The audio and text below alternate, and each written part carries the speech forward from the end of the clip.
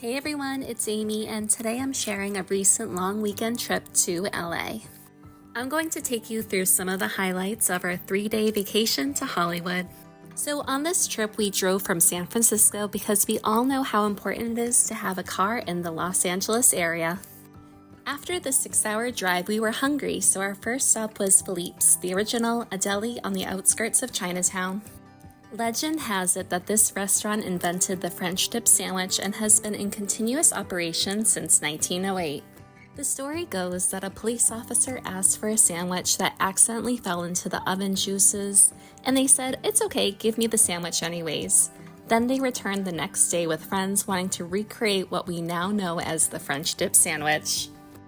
When ordering a French dip sandwich, a single means only the top slice of bread is dipped, double means both slices of bread are dipped, and wet means the entire bread is dipped for a longer time than the double.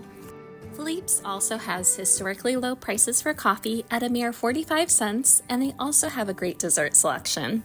I only knew to come here because it's my friend's favorite deli from her childhood.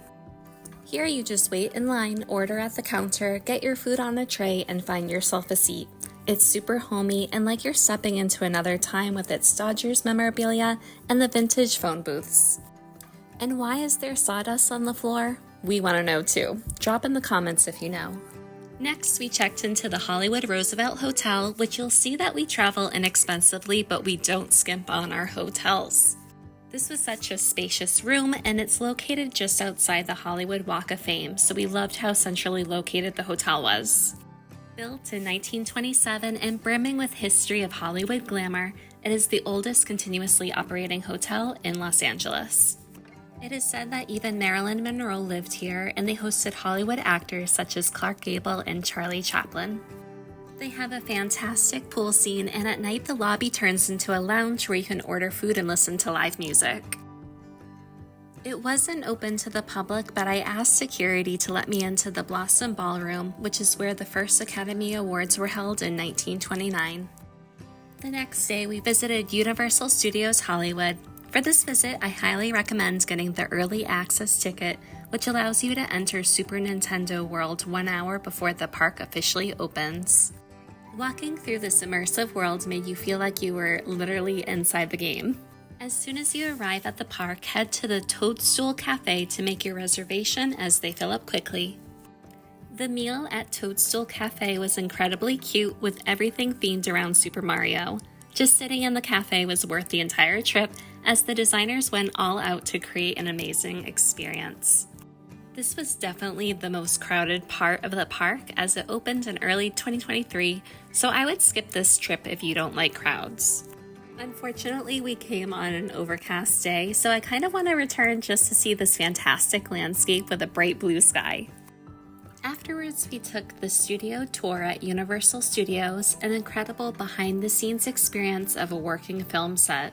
Guests sit on a multi-car tram throughout the 45 to 60-minute ride, which is guided by an in-person tram guide seated in the first car facing the guests. We also got to see the Wizarding World of Harry Potter and the Secret Life of Pets ride, Off the Leash. The Brea Tar Pits in Los Angeles is an active paleontological site where you can explore a fascinating piece of natural history. The park surrounds a series of tar pits that have been seeping natural asphalt for tens of thousands of years, preserving the bones of animals that got trapped. The adjacent museum is dedicated to researching the tar pits and showcasing the specimens found there. Inside, you can visit a real working fossils lab where scientists and paleontologists work on uncovering fossils from the pits. Afterwards, you can stroll around the park to see the actual tar pits and life-sized models of prehistoric animals. While large mammal fossils are the most dramatic finds, the asphalt also preserves microfossils like wood, plant remnants, rodent bones, insects, seeds, and leaves, providing insights into the Ice Age. Paleontologists supervise and guide the work of volunteers on the site. It's fascinating to think about how animals would wander in, become trapped, with predators often following them and getting stuck too. In the park, the tar pits are still active and usually contained with a fence, but in some spots you can still see small uncontained puddles of tar. You can even see the methane bubbles rising through the tar and escaping, which was such a cool experience, we just made sure not to fall in. Levitated Mass is a jaw-dropping art sculpture outside of LACMA, featuring a colossal 340-ton boulder perched above a pathway, letting you walk underneath. Also in LACMA's public art collection is Urban Light, made with 202 repurposed vintage street lamps arranged in a grid. Urban Light isn't just a favorite for Instagrammers, it's also been a backdrop for films and weddings. And here's the coolest part. The entire installation is solar powered, lighting up the museum entrance from dusk until dawn every single day. Grauman's Chinese Theater is a famous movie palace located on the historic Hollywood Walk of Fame in LA.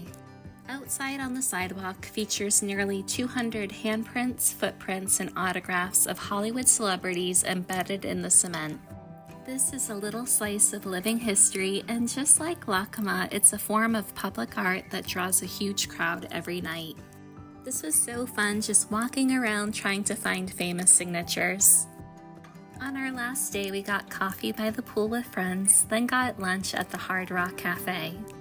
I didn't realize how touristy this area of Hollywood is, so we thought when in Rome and went to the tourist trap for lunch.